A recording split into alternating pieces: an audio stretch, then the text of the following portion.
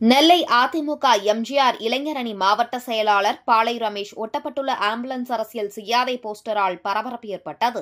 தமிழக வெற்றிக் கழகம் சார்பில் கடந்த சனிக்கிழமை அன்று கரூர் மாவட்டத்தில் நடைபெற்ற பொதுக்கூட்டத்தில் உயிரிழந்த 41 அப்பாவி மக்களுக்கு முறையான விசாரணை வேண்டுமென்று நெல்லையில் அதிமுக எம்ஜிஆர் இளைஞரணி மாநகர மாவட்ட செயலாளர் பாளை ரமேஷ் நெல்லை மாநகரம் முழுவதும் ஒட்டப்பட்டுள்ள போஸ்டரால் பரபரப்பு ஏற்பட்டது.